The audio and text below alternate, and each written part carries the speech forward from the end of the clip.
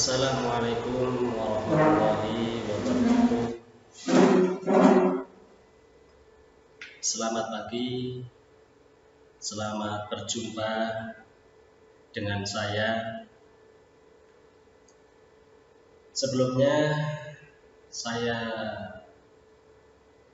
sampaikan selamat bergabung bagi anak-anakku siswa kelas 7 yang baru saja kemarin melaksanakan PPDB dan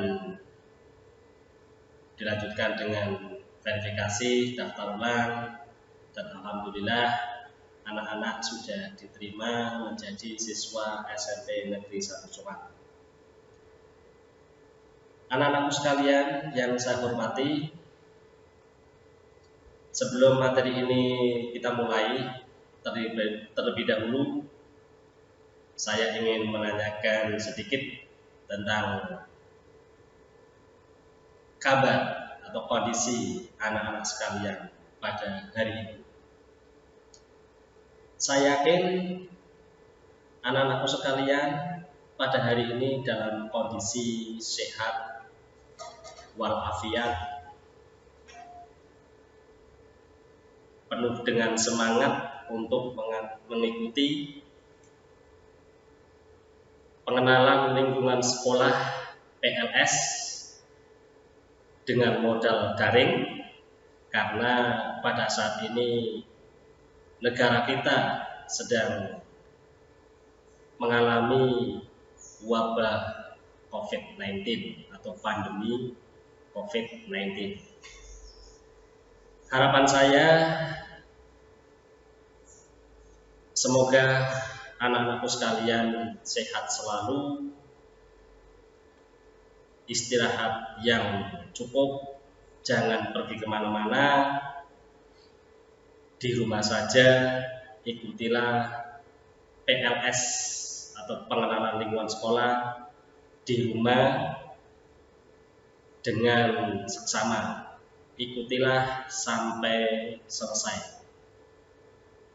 Hari ini hari Rabu, ini adalah hari yang terakhir bagi anak-anakku sekalian mengikuti PLS, pengenalan lingkungan sekolah yang dilaksanakan oleh SMP Negeri 1 Jombang. Sekali lagi selamat pagi, semangat, jangan lupa selalu jaga kesehatan. Anak-anakku sekalian yang saya hormati, terlebih dahulu tidak ada salahnya kalau saya memperkenalkan diri dulu, biar anak-anakku sekalian mengenal siapa saya. Nama saya Wartono. Saya lahir di Pemalang 1 Maret 1974. Berarti sekarang usia saya sudah 47 tahun.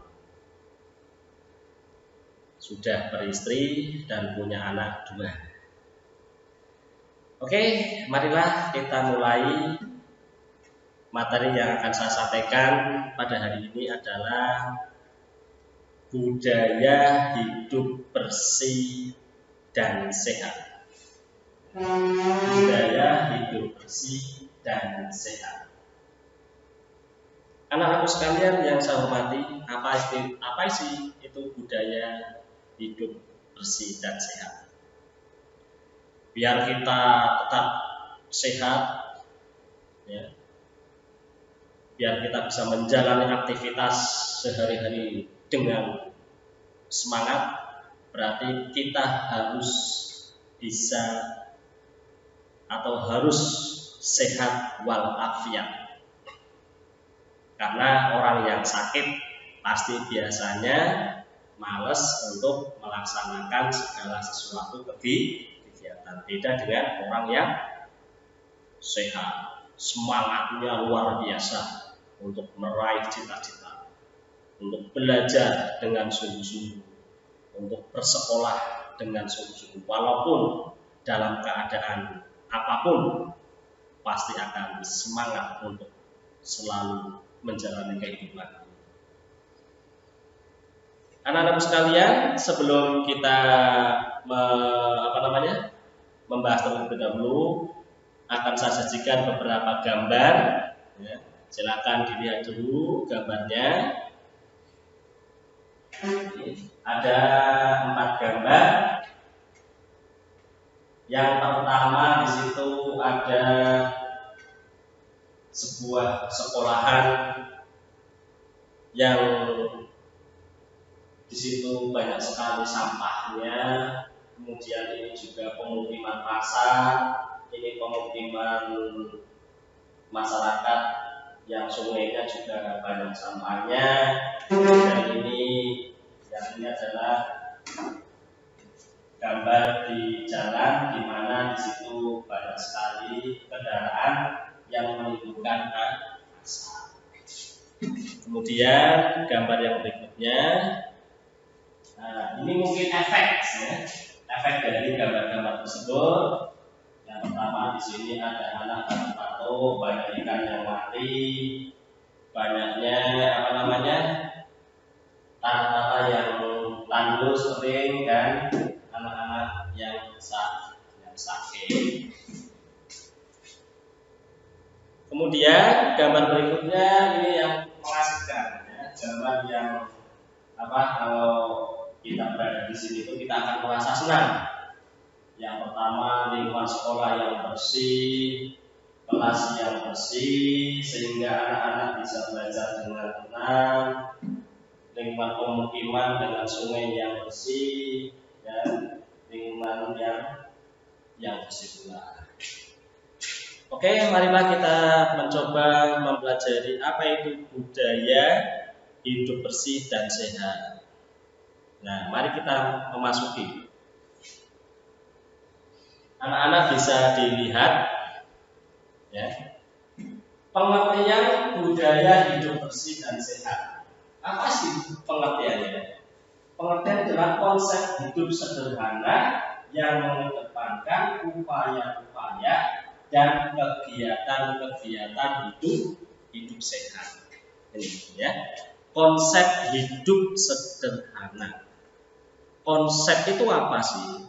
Konsep itu kalau menurut Kamus Bahasa Indonesia, Kamus Besar, itu adalah merupakan gagasan atau ide atau rencana untuk diraih di masa depan.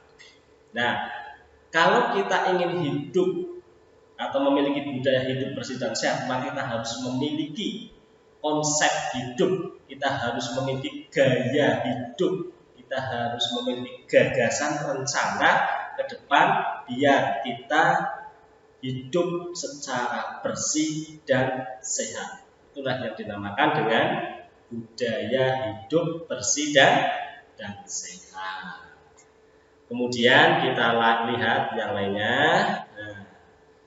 Nah, bagaimana sih caranya biar kita itu memiliki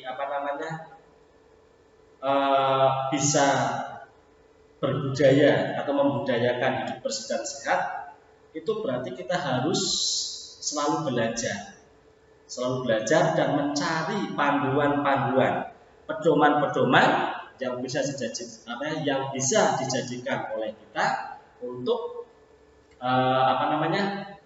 menjadikan sebagai petunjuk atau aturan yang mengikat bagi kita biar kita bisa melaksanakan budaya hidup bersih dan sehat. Yang pertama, kalau saya ambil ini, kalau berdasarkan umat Islam itu adalah agama. Kalau umat Islam, ya tentu pedoman yang bagus adalah Al-Quran dan Sunnah Rasul. Ya. Al-Quran dan Sunnah Rasul. Di sini ada 3. Kalau ayatnya itu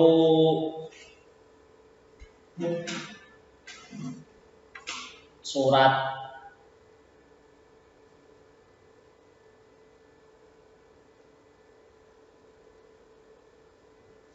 Saya ulang lagi, ada beberapa hadis ya. Kalau ini terlebih dahulu hadis dulu, ada beberapa hadis yang bisa dijadikan pedoman bagi kita untuk biar hidup bersih dan sehat.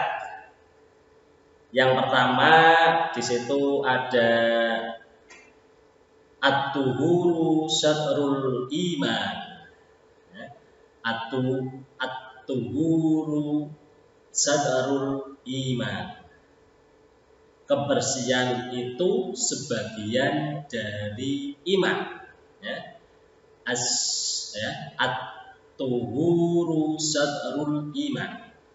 At-tuhuru syatrul iman atau an-nadhafatul minal iman.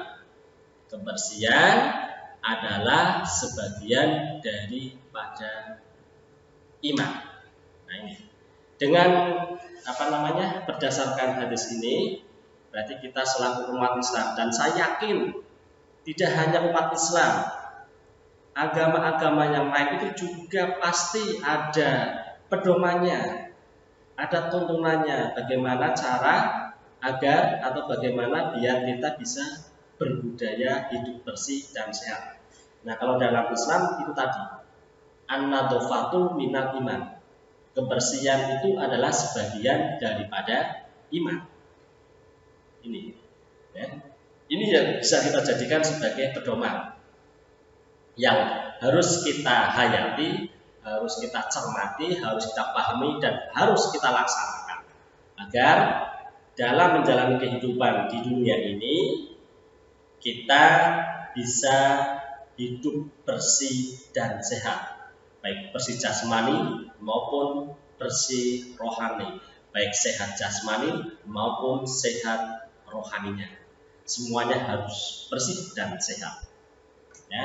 Terutama anak-anak sekalian, jangan lupa, ayo selalu hidup bersih ya, biar kita menjadi sehat.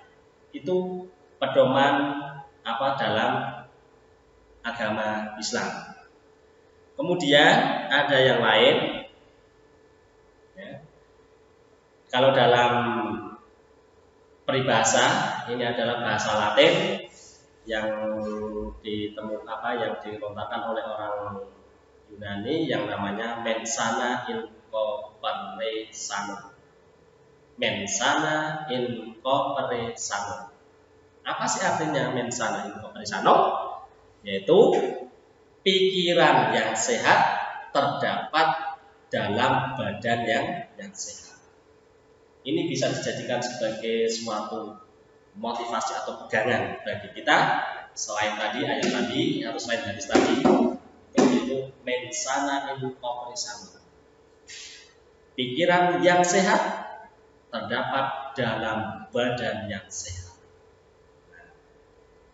Bagaimana sih caranya atau apa sih manfaatnya kalau kita bisa membudayakan hidup bersih dan sehat? Ada manfaatnya, banyak manfaatnya ketika kita bisa menjalankan atau membudayakan hidup bersih dan sehat. Yang pertama, jelas kalau tubuh kita itu merasa sehat, orang yang sehat pasti dia akan atau dapat tidur dengan nyenyak. Itu jelas ya. Ketika seseorang badannya sehat, tidak sakit, pasti ketika dia tidur pasti akan nyenyak sekali. Nah, ini ya. Kemudian yang kedua, dapat bekerja lebih maksimal serta meningkatkan kinerjanya. Itu manfaat yang kedua. Ketika badan kita sehat, ketika lingkungan kita bersih, kemudian badan kita sehat, pasti kita bisa melaksanakan segala aktivitas kita, dan kita bisa meningkatkan kinerja kita dengan sebaik-baiknya. Coba bayangkan bagaimana dengan orang yang sakit. Apakah orang yang sakit bisa bekerja? boro-boro bisa bekerja, tidur aja sulit, makan aja males. Tidur aja sulit, makan aja males. Ya, mau mandi juga tidak bisa. Bagaimana mereka akan bekerja? Bagaimana mereka akan meningkatkan kinerjanya? Bagaimana mereka akan belajar? Ya, jadi dengan manfaat hidup berbudaya bersih, hidup bersih dan sehat, itu manfaat yang kedua adalah dapat meningkatkan atau dapat bekerja lebih maksimal serta meningkatkan kinerja. Yang ketiga adalah dapat belajar dengan baik. Coba anak-anakku sekalian, ketika anak-anakku sekalian dalam posisi saat ini ya, dalam saat ini sedang mengalami flu, ya, badannya panas, hidungnya mampet, kepalanya pusing. Kira-kira anak-anak sekalian bisa belajar dengan baik, bisa mengikuti PLSI dengan baik? Saya rasa tidak. Ya, saya yakin tidak bisa. Kalaupun dipaksakan mengikuti, ya gitu-gitu aja. Apa yang disampaikan oleh guru atau tutor pasti tidak bisa diterima dengan baik. Ya. Apalagi harus mengejar ketuntasan materi. Wah, itu sangat sulit sekali. Kemudian manfaat yang berikutnya adalah dapat berpikir positif dan sehat. Orang yang sehat badannya itu pasti dia selalu berpikir positif. Pikirannya pasti positif, tidak akan berpikiran yang negatif atau tidak karuan. Beda dengan orang yang sakit, pasti pikirannya itu neko-neko. Akhirnya tidur pun sambil ngigu. Ya. Pikirannya kemana-mana. Ya. Sampai pikirannya nanti jangan-jangan maut menjemput. Wah, ya. Beda dengan orang yang sehat. Orang yang sehat pasti pikirannya itu luar biasa.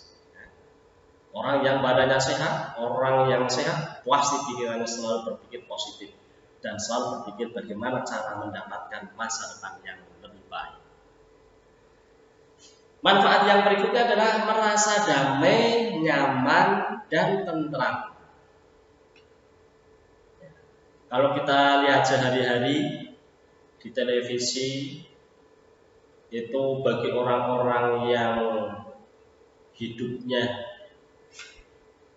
seperti itu, di bawah ekonomi yang rendah, pasti akan mengalami berbagai macam ujian, terutama kesehatan.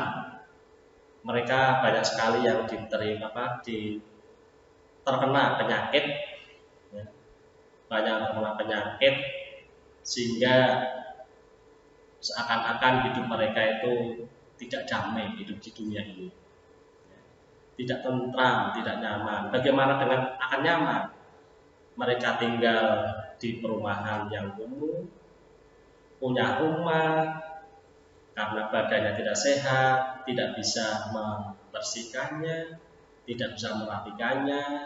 Akhirnya mereka seakan-akan walaupun hidup di rumahnya, tapi merasa tidak nyaman, tidak damai, dan tidak tentram. Jadi manfaat dari hidup bersih dan sehat yang tadi adalah merasa damai, nyaman, dan tentram. Kemudian manfaat yang berikutnya apa? Bagi orang yang membudayakan pola hidup bersih dan sehat, mereka dapat berpenampilan yang sehat. Orang yang sehat, selalu bersih dan sehat, pasti mereka akan berpenampilan luar biasa. Ya. Penampilannya oke, ya, keren. Walaupun sederhana, tapi jalannya itu tegak. Gitu. Karena apa? Karena badannya sehat. Manfaat yang berikutnya adalah lebih percaya diri. Orang yang sehat itu pasti percaya diri kemanapun dia melangkah. Beda dengan orang yang sakit. Mereka pasti akan minder ya, untuk pergi atau melangkah kaki kemana saja. Karena badannya sakit. Beda dengan orang yang sehat. Orang yang sehat dengan energi yang luar biasa, mereka pasti lebih percaya diri untuk melakukan sesuatu kegiatan. Kemudian manfaat yang berikutnya menghemat pengeluaran untuk kesehatan. Jelas orang yang sehat yang untuk mengeluarkan uang untuk pengobatan sakitnya ya mesti jarang, karena orang yang sehat mau diobati. Paling ya bagaimana caranya agar dia bisa mempertahankan kesehatannya. Kemudian terhindar dari penyakit. Wah, ini manfaat yang jelas-jelas ya, pasti terhadap budaya hidup bersih dan sehat. Yaitu pasti apa? Orang tersebut dapat terhindar dari penyakit. Yang pasti penyakit yang bagaimana? Penyakit yang berat. Kalau hanya pusing, pilek, ya, batuk, ya itu pasti tiap manusia pasti akan mengalami penyakit-penyakit yang ringan. Tapi dengan berbudaya hidup bersih dan sehat, insya Allah kita akan terhindar dari penyakit-penyakit yang berat. Dan yang terakhir adalah mendapatkan kehidupan dan interaksi sosial yang baik. Orang yang badannya yang sehat, orang yang hidupnya selalu bersih, ketika mereka berinteraksi dengan orang lain, ketika mereka bersilaturahmi dengan yang lain, ketika mereka berkumpul dengan orang yang lain, mereka pasti akan senang. Ya. Mereka bisa berkomunikasi dengan baik, tidak canggung, percaya diri. Beda dengan orang yang sedang sakit. Itu adalah manfaat dari berbudaya hidup bersih dan sehat. Nah,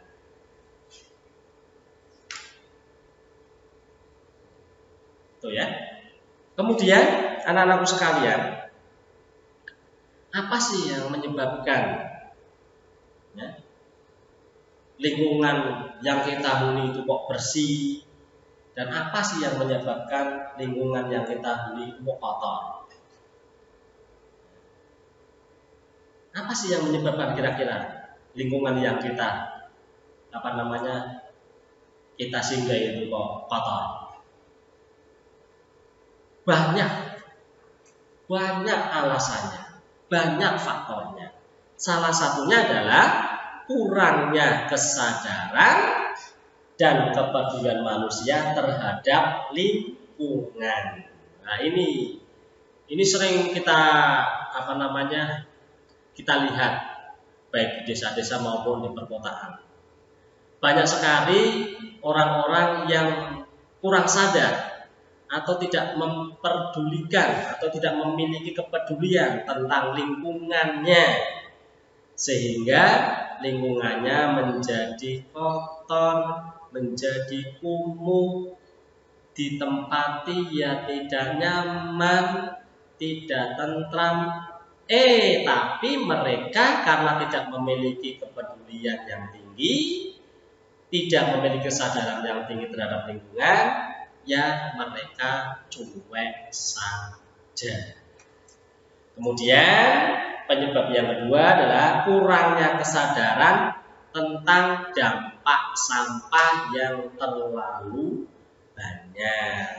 Wah, di desa-desa atau sekarang itu kalau kita pergi kemana-mana ya, itu ketika kita bernaik sepeda itu di pinggir sungai itu ya Allah, ya, mereka gampang saja melemparkan sampah dari rumah, membawa sampah pakai plastik atau pakai karung, kemudian ketika menuju di pertengahan sawah atau jalan yang jauh dari pemukiman, mereka lemparkan sampah tersebut.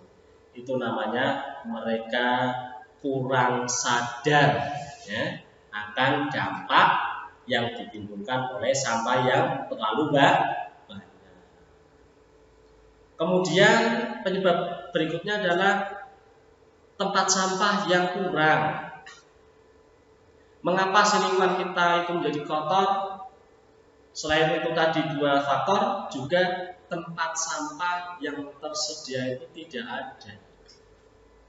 Apalagi sekarang orang-orang itu membangun rumah itu tidak, kadang-kadang tidak mengindahkan atau tidak merencanakan, kira-kira ketika saya membangun rumah di sini itu saya akan membuat tempat sampah di mana. Itu tidak. Orang sekarang itu kadang-kadang membuat rumah itu halamannya dihabiskan, ya, halamannya dihabiskan, tidak disisai untuk tempat sampah, sehingga ketika mereka menghuni rumah tersebut seperti yang sudah jadi, mereka baru bingung dalam menghadapi sampah yang dihasilkan oleh rumah tangga, sehingga bingung mau membuangnya kemana. Nah, sehingga perlu dibikin tempat-tempat sampah yang banyak. Cuma kadang-kadang mungkin karena keterbatasan lahan atau dana, sehingga kadang-kadang pemerintah desa maupun pemerintah pusat itu kesulitan untuk membuat tempat sampah yang lebih banyak lagi. Anak-anak sekalian yang saya hormati, faktor yang berikut adalah terlalu banyaknya bahan pembungkus dari plastik. Nah, ini beda dengan zaman dulu. Kalau zaman dulu itu orang-orang yang jualan makanan, orang-orang yang berjualan itu mereka ketika meletakkan barang dagangnya, membungkusnya itu mereka menggunakan kebanyakan pakai daun. Ya. Kalau dulu itu yang dipakai adalah daun pisang maupun daun jati, pohon jati. Beda dengan sekarang, semuanya serba plastik. Ya. Padahal ketika plastik itu sudah dipakai, pasti akan dibuang, tidak menjadi atau tidak bisa digunakan lagi. Padahal plastik itu tidak bisa terurai. Ya, puluhan tahun untuk bisa terurai itu plastik. Beda dengan daun, kertas, itu mereka bisa terurai. Tapi sekarang karena zamannya sudah zaman modern, ya, para penjual itu lebih praktis menggunakan plastik dibandingkan dengan dedaunan. Kemudian yang kelima, kurangnya pelaksanaan dari aturan yang sudah ditetapkan. Nah, ini pemerintah sudah membuat aturan tata tertib larangan, ya, sudah ditetapkan, disahkan, tapi masyarakat itu kadang-kadang kurang sadar akan aturan tersebut. Mereka memindahkan aturan tersebut. Mereka gampang saja membuang sampah. gampang saja mereka membuang sampah di sungai. Akhirnya sungainya mampet, airnya meluap, menjadikan banjir. Dipandang yang tidak indah. Bagaimana kalau sungainya airnya jernih, tidak ada sampah? Ya, pasti kita ingin sekali bermain di sungai tersebut. Beda dengan yang sungainya penuh dengan sampah, airnya kotor. Nah, kita kok pasti males untuk bermain di situ. Ya. Kemudian kurangnya pemahaman tentang pentingnya kebersihan baik di rumah, sekolah, sampai tempat kerja dan lingkungan lainnya.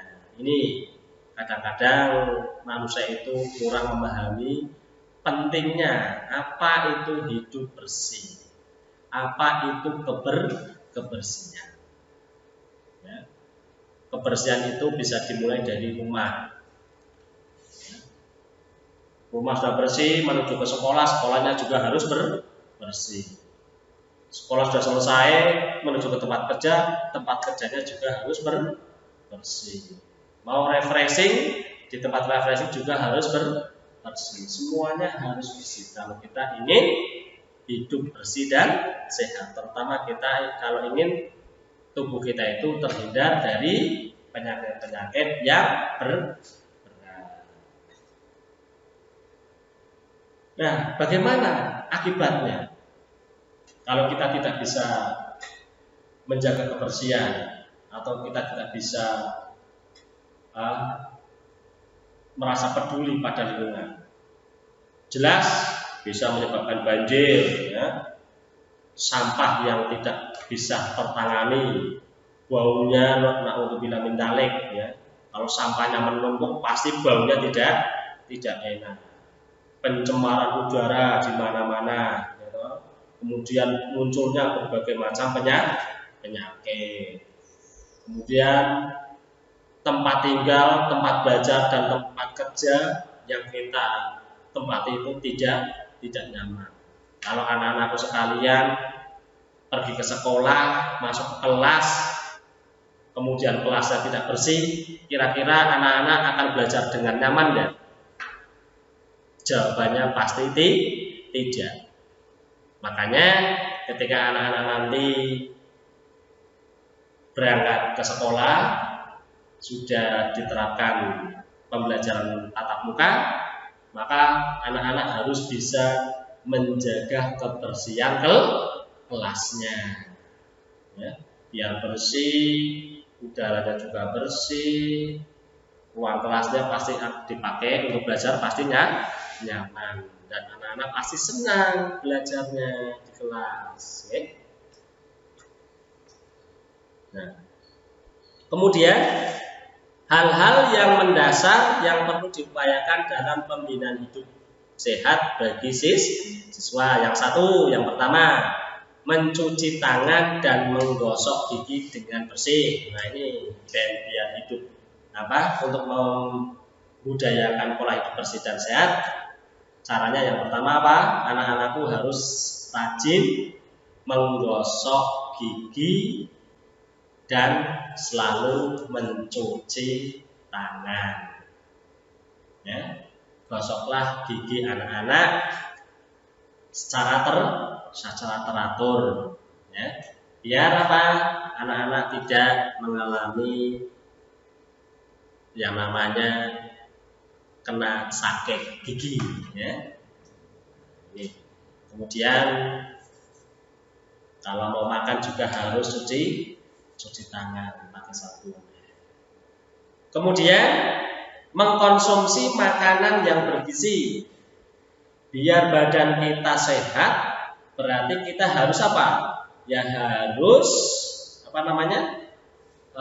mengkonsumsi makanan yang bergizi. Kemudian menjaga kebersihan lingkungan sekolah. Lingkungan sekolah silakan kalian jaga. Jangan hanya mengandalkan tukang kebun, ya anak-anak sekalian ya. Jangan hanya mengandalkan tukang kebun. Apalagi SMP 1 Comal itu luas. Ya. SMP 1 Comal itu luas. Ya.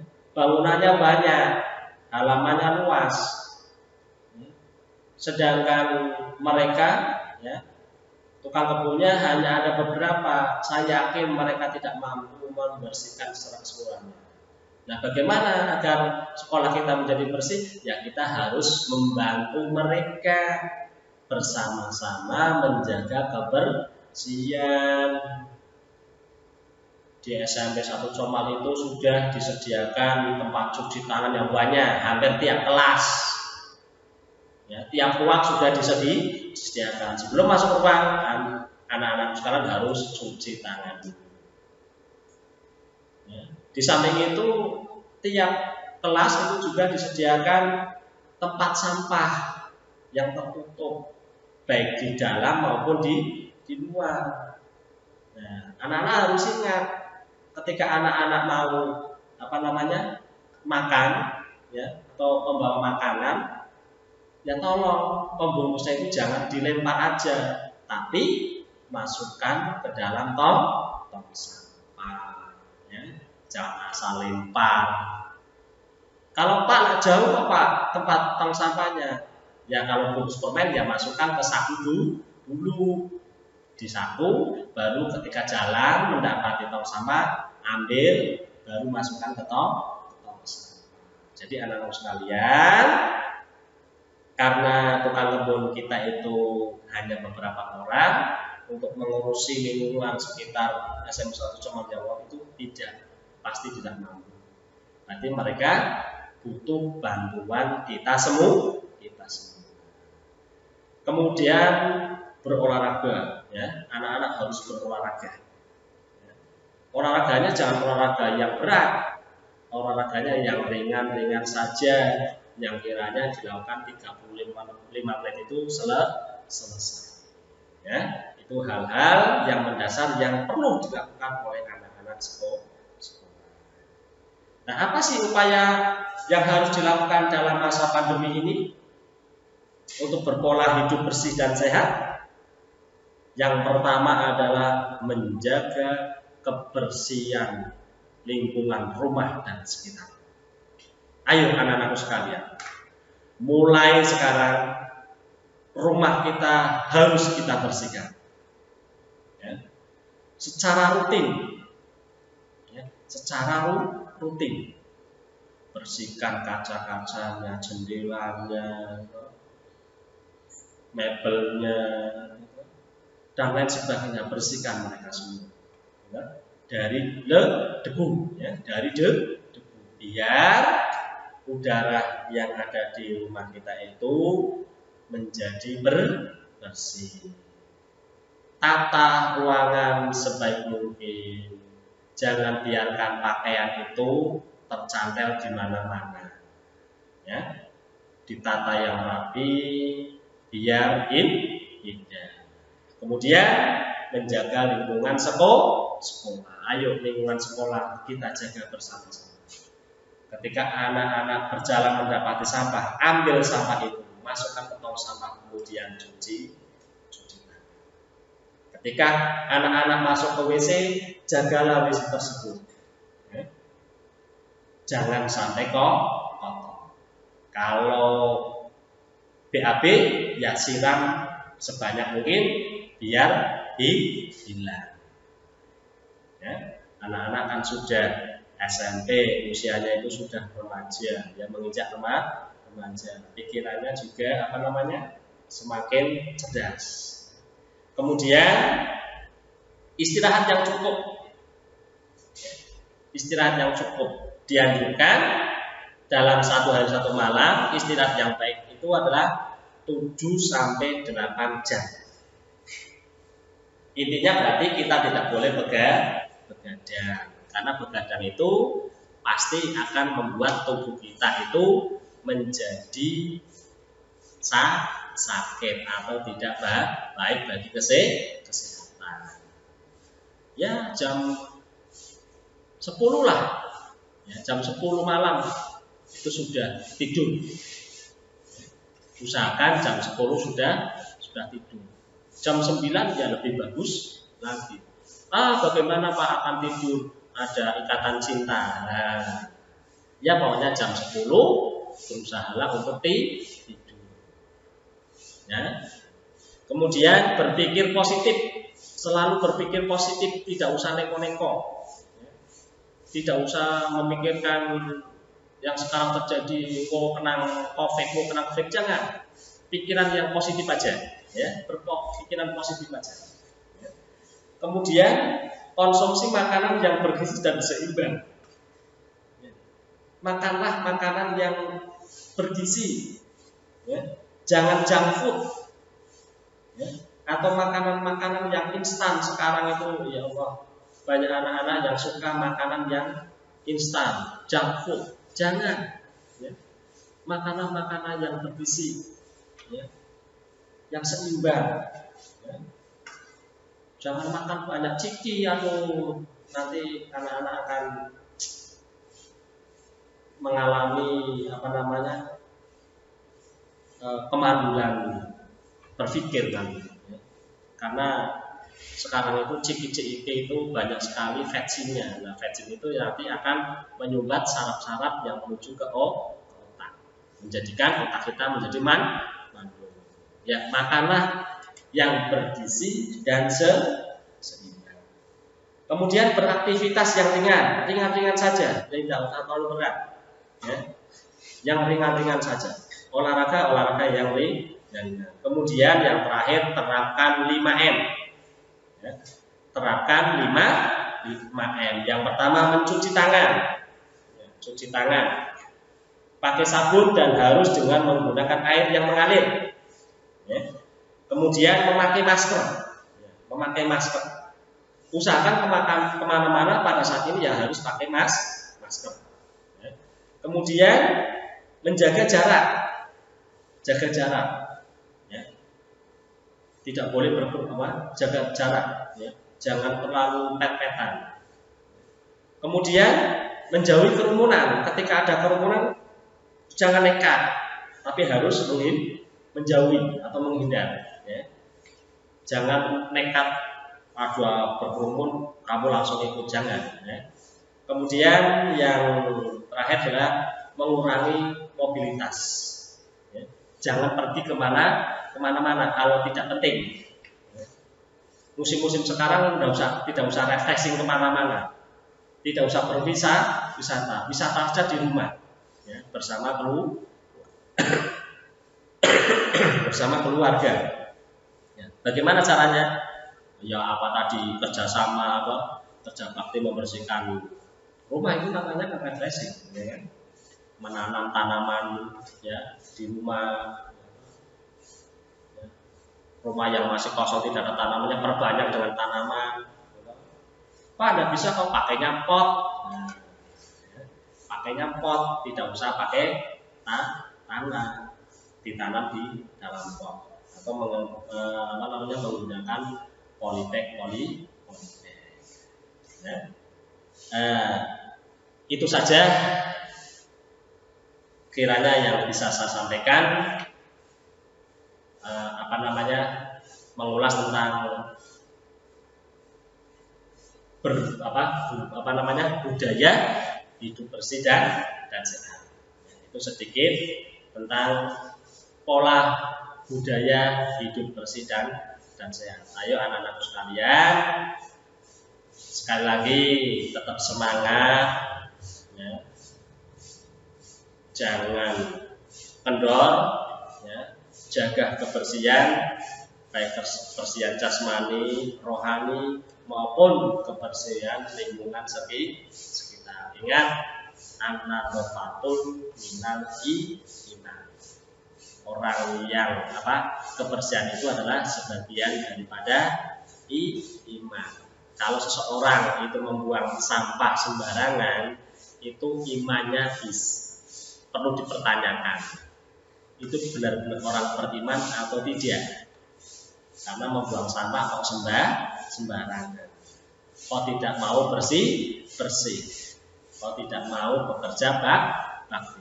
Ayo bersama-sama dengan masyarakat, bersama-sama dengan teman di sekolah, mari kita ciptakan, atau terutama di SMP 1 Comal, mari kita ciptakan lingkungan SMP Negeri 1 Comal yang bersih, indah, ya, biar sedap dipandang oleh mata, dan kita bisa belajar di SMP 1 Comal itu dengan damai, aman, nyaman, dan tenang. Itu saja yang bisa saya sampaikan. Kurang lebihnya mohon maaf. Ya. Ada satu tugas yang harus kamu lakukan, yaitu bisa disimak. Upaya apa yang sekiranya dapat kamu lakukan untuk menerapkan budaya hidup bersih dan sehat, dimulai dari rumah, lingkungan sekitar, dan sekolah. Upaya apa yang sekiranya dapat kamu lakukan untuk menerapkan budaya hidup bersih dan sehat, dimulai dari rumah, lingkungan sekitar, dan sekolah. Silakan, itu jawabannya ditulis di lembar kertas, ya, bisa dikumpulkan atau di share atau di lewat grup kelas juga boleh, ya, dikumpulkan lewat grup kelas. Oke, itu saja yang bisa saya sampaikan. Tetap semangat, kurang lebihnya mohon maaf. Assalamualaikum warahmatullahi wabarakatuh.